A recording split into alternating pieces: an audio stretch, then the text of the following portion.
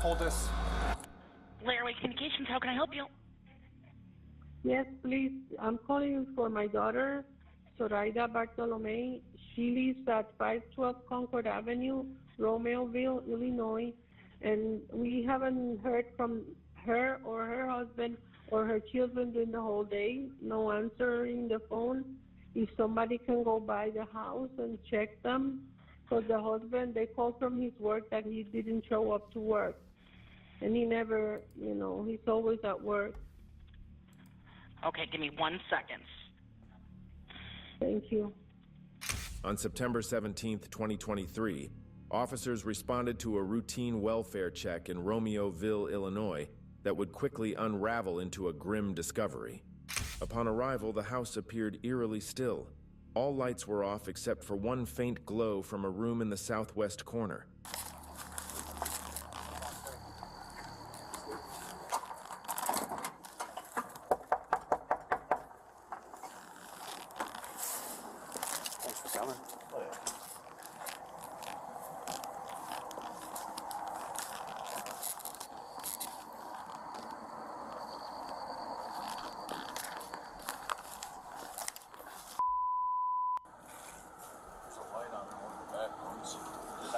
Hey, I got a TV knocked over and a coffee table knocked over.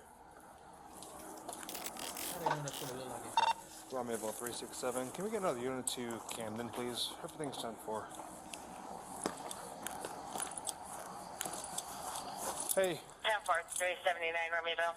Get on the phone with the 17 and call and figure out more information on this call. No, we're gonna go on that side because there's a gate over there. He's going in the car to get the number. Alright.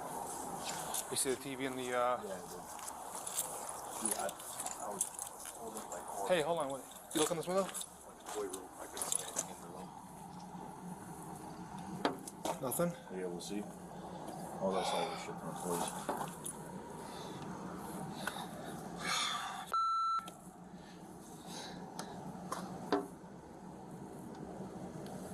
Here, wait. Keep shining, because I can kind of see a little bit better now. Okay. No, just, oh, wait. Lights are all off? 3 cars No, in the there's, front? nothing in this room. I'm saying the lights are off. It's 9 o'clock on a Sunday. And, no, there's lights on in the back room. You can see it through that, second. Let's go in the backyard real quick.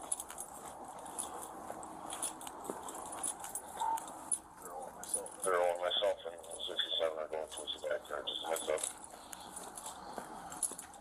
10-4.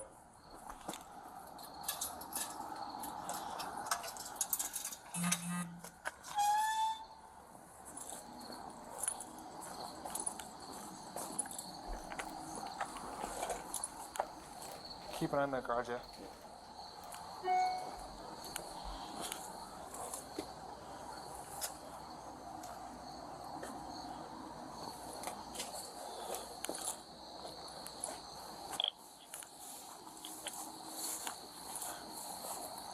I'm trying to.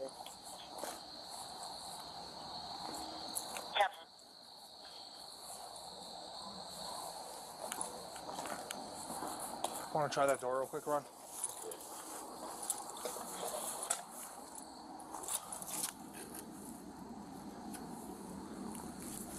I thought that was somebody over there.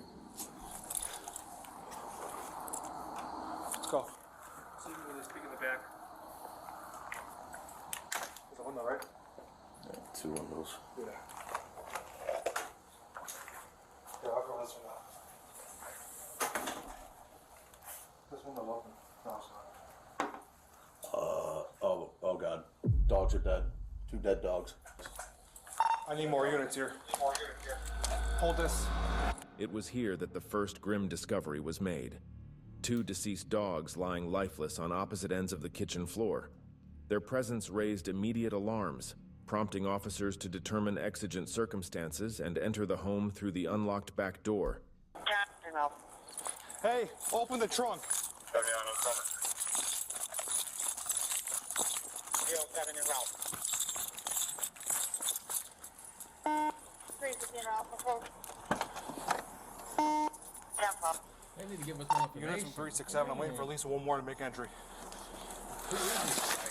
What? Is he still there, bro? You got to do to the front of the back home. We'll do back. 50, you have a ram?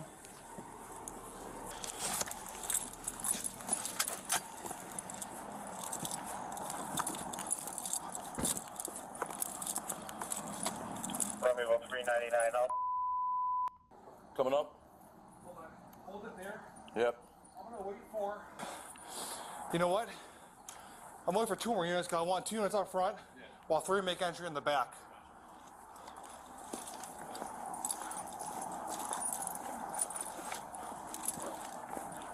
Yeah. Yeah, I didn't see anything to peek. Tell you what, Drake, go cover him. Cover the back door, Drake, from that corner. Campfire. He gotta be in there.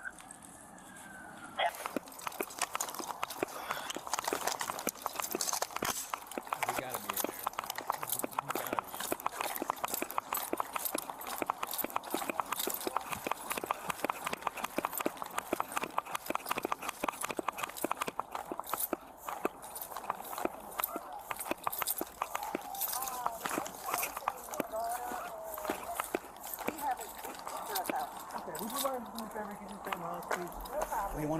Okay, I want two people in front, holding the front. Keys.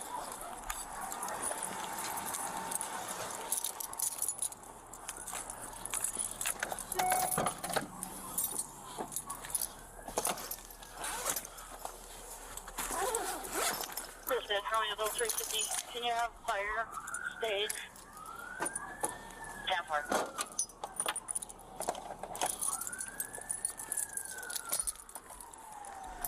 350. Any luck on that ram? I'm sorry, I didn't check. I'll be there in 1. No worries. I'm gonna force entry to the back. I got enough units here. We're gonna get going. You two going in back? You with me. Campfire, we're coming up 23. You guys hold the front, okay? From a position of cover, please. I don't know if anybody's in there or not. You got another door right here. Hey, you know what? Hey, one of you guys holding this one. One of you guys holding the front. There were no other side doors, right? No, not that I know of. Hey, Ron. Yep. Here's what we're gonna do, okay? I'm gonna boot it. We're gonna go nice and slow, all right? You guys stay right on me? Drake, you stay behind me. Right when we get right here, there's going to be one dead dog. You got to get over. Hey, no, you're behind me, To okay? the left, there's a second dead dog. You stay in the back of the stack. You watch our 6 as we move through the house, okay? God, he's fucking lights up. See? Corey, come up here, cover this door, this window. This lights is dead. Christian, here. Here, watch you. No, I got one. Check the door. Here, cover the window. What do you see, Corey? Boom, move up, move up. 399 up 23. I got nothing. Moving up. How many dead dogs you got? We got one dead dog right here. We got a second dead dog over to the left. All right, watch out, watch out. Hey, why don't you check the door handle first before we hit you? Stand by. Door's open. All right. Hold on. Dispatch Romeo 350. 1033 traffic. Romeo units 1033 traffic only. Make an entry 33 traffic only. All right, Ron, go ahead. For privacy reasons, the footage inside the home has been redacted. Inside, the silence was shattered by the unmistakable signs of violence. Officers moved cautiously through the house, clearing each room.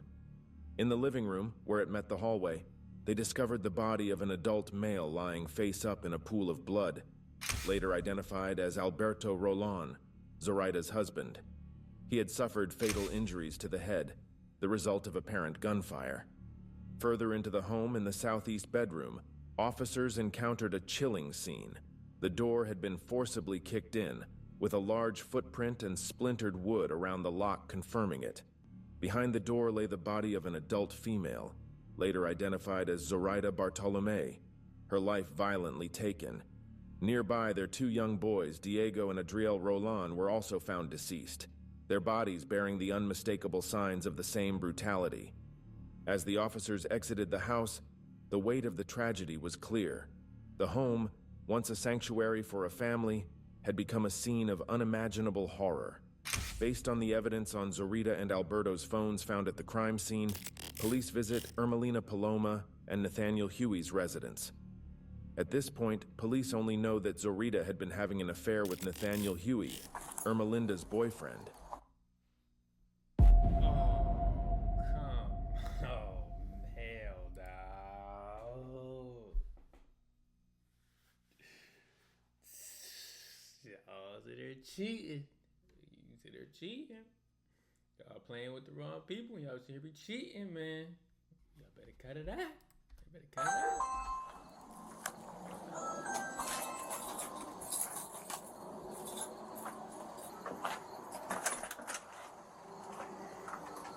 Hello. Hi, Ermelinda. My name is Detective Garcia. Hello. From the Romeo Police Department. This is Detective Wagner. Hello. I know you know what's going on and why you were here. Okay? I know you were talking on the phone with your husband right now. Husband Okay. or boyfriend? It's just a boyfriend. Okay. Does he live here with you? How long have you guys been together? 2015. Okay. We're investigating a murder. Okay? I murdered someone. So, we have in our possession some phones, okay? And in those phones, we're doing what it's called a phone dump. So what happens is if anybody's talking on a text app that you can download, for example, Text Now, we can retrieve those messages. Okay. We have retrieved those messages, all right? We've read them. They're pretty clear that somebody's pretty upset at the victim, okay? Is there any way that these text messages are going to come back to you? Or your name, or your phone, or anything associated with that? Okay. We'd like to speak with you without him present. Are you okay with that? Sure, do you want me to walk away? Wherever you're comfortable. So wherever you're comfortable, right? Well, the dogs are all around, so... Oh yeah, but we're out front or in the house in the backyard, right?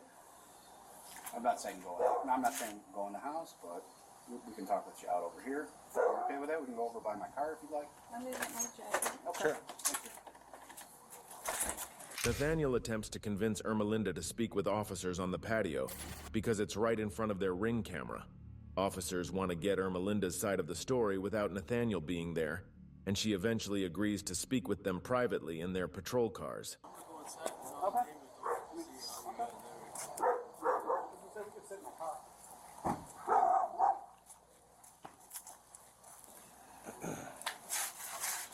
Are you comfortable talking here? I don't know. Why don't we go in my car? We can go in the car. We'll treat You're an you. adult. None of the neighbors are gonna. We'll be in the car. The windows are tinted. You're safe with that.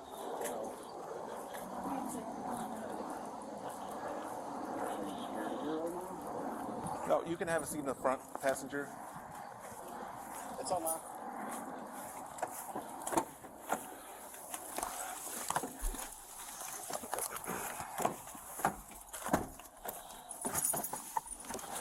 I don't want him to come out. Ermelinda, do you mind if we drive down the street? If he comes out, he's probably gonna tell you to go back inside. Are you gonna do that, or what do you want to do? Well, you guys obviously have me. You can't really say much, right? Well, it's what we want to talk to you alone, separate from him. That's what we're I trying want to to make sure that you're safe. Okay, can we go by the park? Sure. Yeah. Down that way. Okay. Do you wanna? What I'm gonna do is I'm just gonna document mileage and stuff. Okay. You got my hands on? What? Just tell me where we're going. That make no sense. Just wanna text. Officers arrive at a nearby park to discuss her involvement with Zoraida and her family. Okay.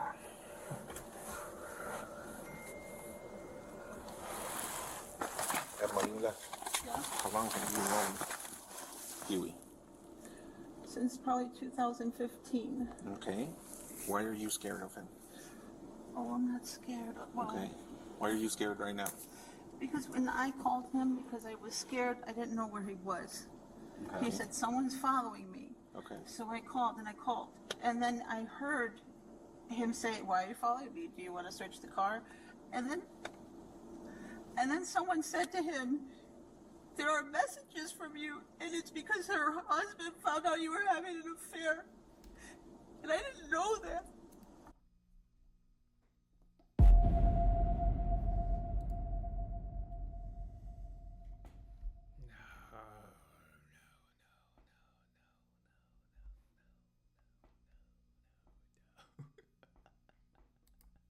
Didn't know what. That he was having an affair. Okay. When did you find that out? Right now? Just right now. Okay. When's the last time that he had an affair? Because I know this is not the first time. No, it's not. Okay. When's the last time you knew he had an affair? When we first started dating. 2015? 2015 to maybe 17. You know what? His son was born, and he said, I'm not having any more affairs. I'm not cheating on you. Okay. Stupidly. Okay. Do I know if he stopped? Wait, No, I what? don't know. Okay, so the last time... Why would you date a man who's having a baby? Duh, he's going, what are you doing? You clown. You're silly. Well, hold New? on. Okay. So then I had a party at my house. Mm-hmm. And I fell asleep, and apparently he said someone kissed him, and that was thought. So I don't know, maybe it was 2019. Okay. And he said, no, she kissed me, and that was it. Come on. We're all drunk. You know him better than we do, so... Anyways. Ermelinda was putting on a show for the officers. In fact, she was the mastermind behind the whole thing. For years, Nathaniel... She was the mastermind? Oh, this is getting juicy. These niggas is tripping. cheating on her, and she only grew more jealous. After successfully retrieving messages from texting apps off of their iCloud accounts, investigators found out that Ermelinda was posing as a fake hacker and catfishing Nathaniel into believing that Zoraida was a mole in their cartel. She gathered images from the internet to impersonate others, put a spy location app on his phone, and even used online translators to pose as someone fluent in Bulgarian. Ermelinda, filled with jealousy, manipulated and catfished Nathaniel somehow into killing an entire family. Investigators pay a visit to Nathaniel at his workplace. They are fully aware that the evidence they needed would be on Nathaniel's phone. If he was innocent, he would have no issues giving up his phone. However, that was not the case. Yeah. Hold on a second.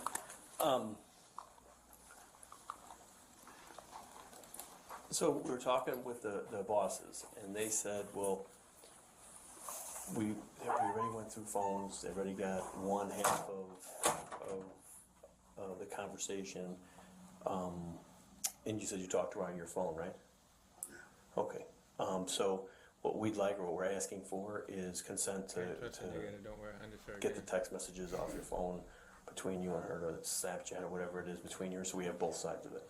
We're trying to eliminate you as a suspect, but... Get it on the computer. No, we have to take the phone, we plug it in, we take it out, and then we give your phone back. Oh, man, I have anything in there. That's even better. I'll tell you. No, I believe you, but, well, yeah, I mean, just let me see it. But I mean, I believe you, it's just the problem is that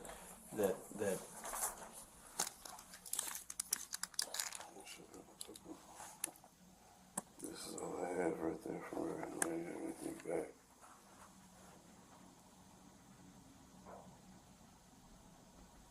oh, this from this morning? Yeah. Everything else, so you have to grab it from the computer. Well, I mean, it'll be on there. It'll be on your phone. You I can't. heard it deleted. Still in the thing. in the catch. When you delete stuff, it's never actually. So let's just say you have like a 64 gig phone. You use about 58 of it. The rest is the catch. It stays in the catch. And why I asked is the bosses called right away. They were like, well, they're like, we'd like to see if we can get the stuff, you know, from your end back that way, and see if maybe maybe your husband got wind of it and pulled it off or something. So we was going to take a look. I mean, on our side of it, we can get a search warrant, you know, to go through the phone, and it's take a little longer. But on the fastest way would be consent, pull it off, and give your phone back. Than it would be to, and again, I explained to you earlier, I'm trying to eliminate you. Yeah. I mean, we have a deceased girl and her last fling or boyfriend or whatever is you, and I'm sure that you know, if you're an outsider looking in, who's your suspect? I mean, and so I'd like to eliminate that. I'd like to say, well, no, we looked through stuff. He didn't have nothing to do with it. We're done with it.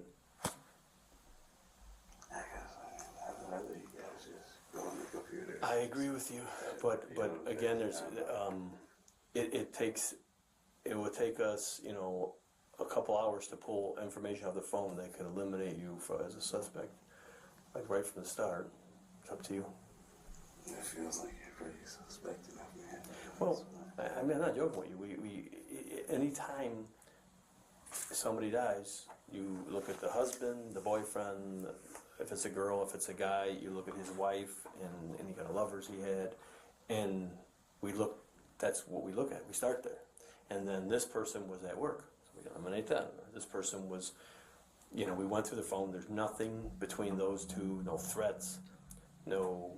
I mean, you're telling us there's no threats, but I can't go to, you know, to our bosses. I can't go to a state attorney and say, no, I verified it. There's no threats. I have to.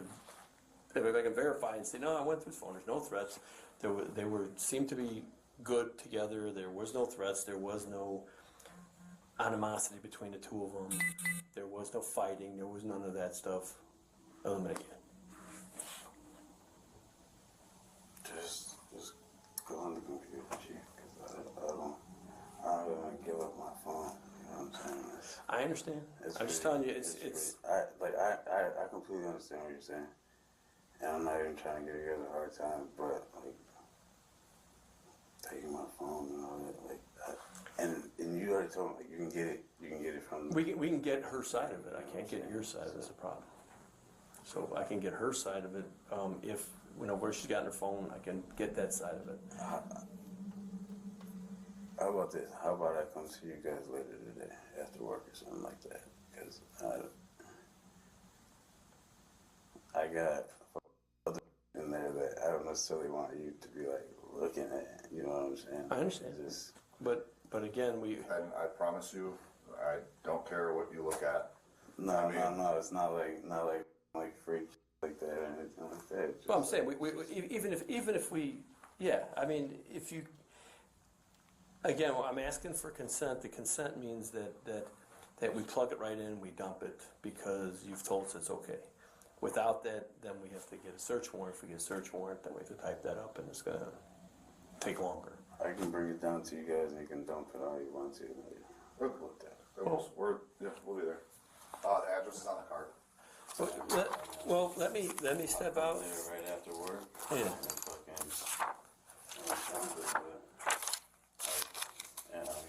Yeah, that's we'll have to do that. Yeah, but I mean, you do understand how that kind of defeats the purpose, though. Like we're looking for you know, like Snapchat stuff, and then you delete Snapchat stuff. It's gonna kind of look like you're guilty. You know what I'm saying? I haven't opened my Snapchat in so long, so you're welcome to look into it. You know what I'm saying? Well, the computer will show. Yeah. And I'm not trying to BS you. It will show what was deleted. So the computer shows everything. Like just now, when you open up the phone to show me that text message, when I plug in the computer, it's going to say at this date, at this time, somebody opened up a text message, and a text message read blah blah blah. So if you just delete some photographs that you don't like, then you're right, that'll show in there, and we don't really care about that. But if it shows you deleted a shitload of text messages and this, it's going to show you did that, and it's going to make you look guilty again. And again, I'm not threatening you. I'm not babying you. I'm trying to be like man to man, honest with you. I'm trying to eliminate you as a suspect, and doing suspicious things between here and there could hurt you. No, yeah, I get what you're saying completely. Okay. Yeah, like I said, I'll come down there later today. We'll dump it. And it back. Okay. All right, you got my card with the address on it. Yeah. A lot of people do that. Okay. Just, A lot of people do that. All right. Thanks, sir. So, yeah. No, you're good.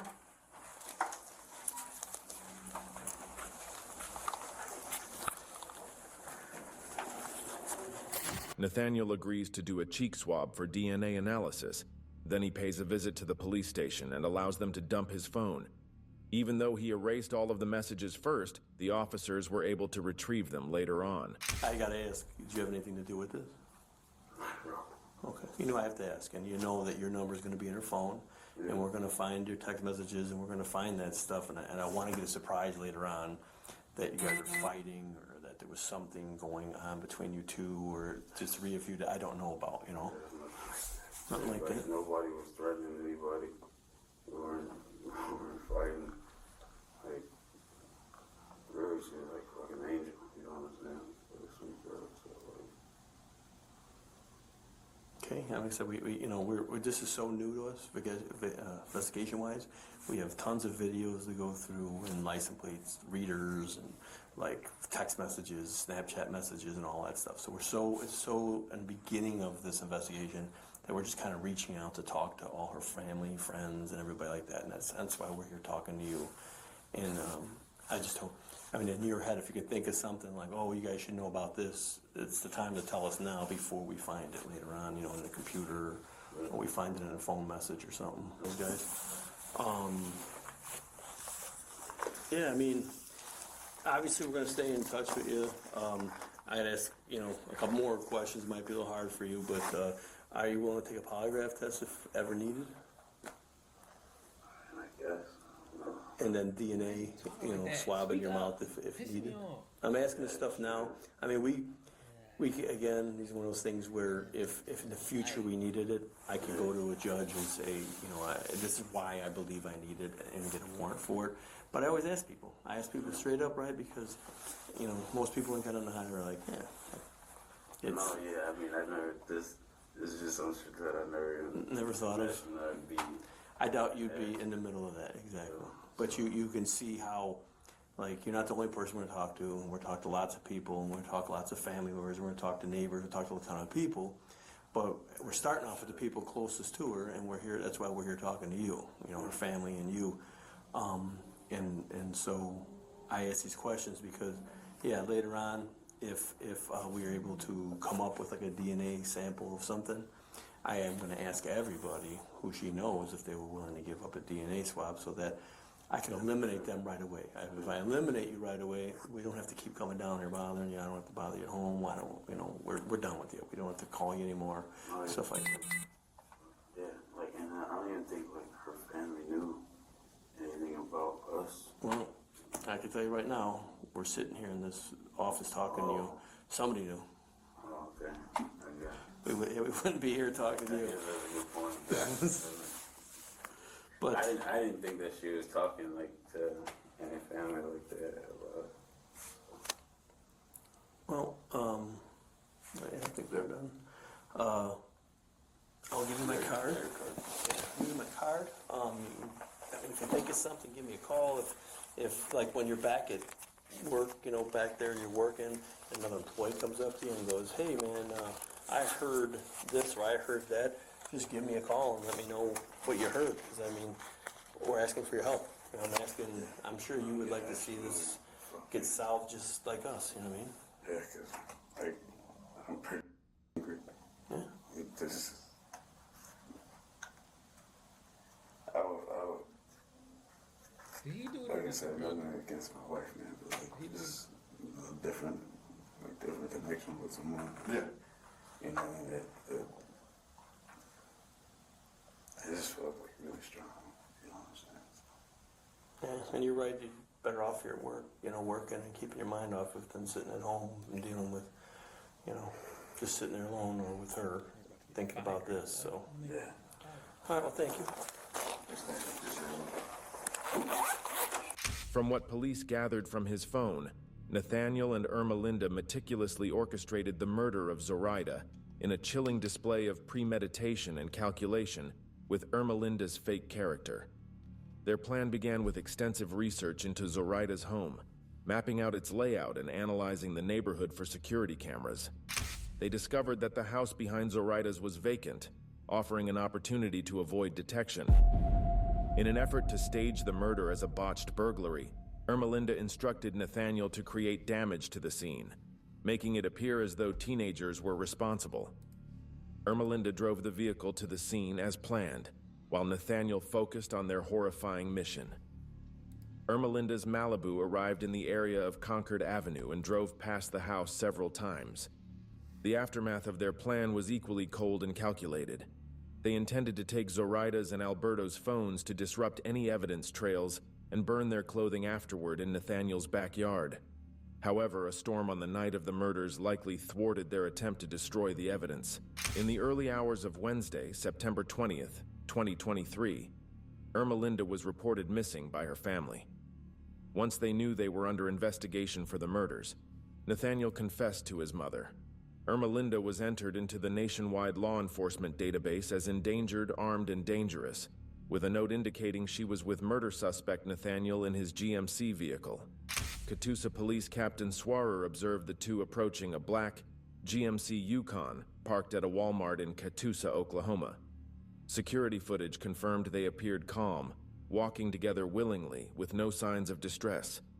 As Captain Swarer activated her emergency lights to investigate, the SUV fled, striking another vehicle before crashing into a concrete median. The impact trapped the driver's side doors, and as the vehicle caught fire, Captain Swarer heard 2 gunshots. Car's on fire! Get out of the car! What's your background?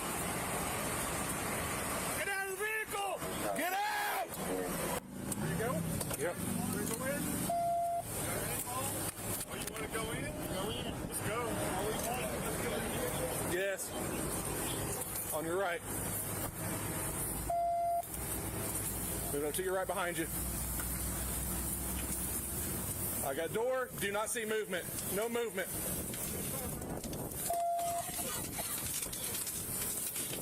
Get out! Get out! Get out! Get out! Get out now! Come out now! I don't see anything. Got your cover. Cover. Got it. Nothing. Floorboard.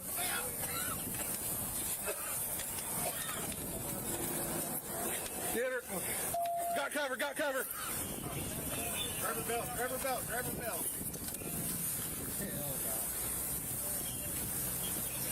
You got that door?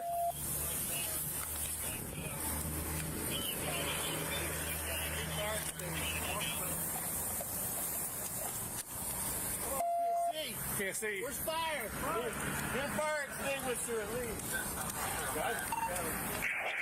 Fire, go ahead and come out here. We need extinguisher. Behind you. I got driver door.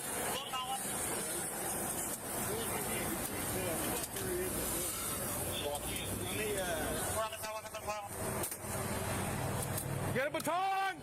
Here.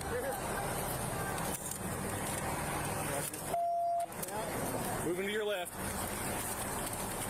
Go ahead.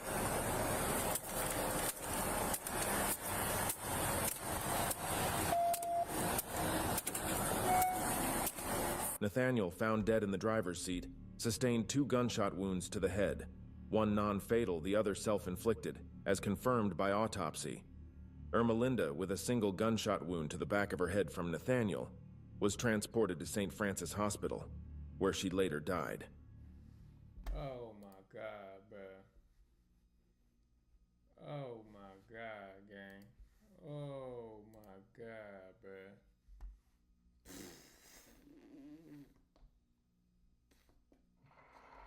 I was nuts.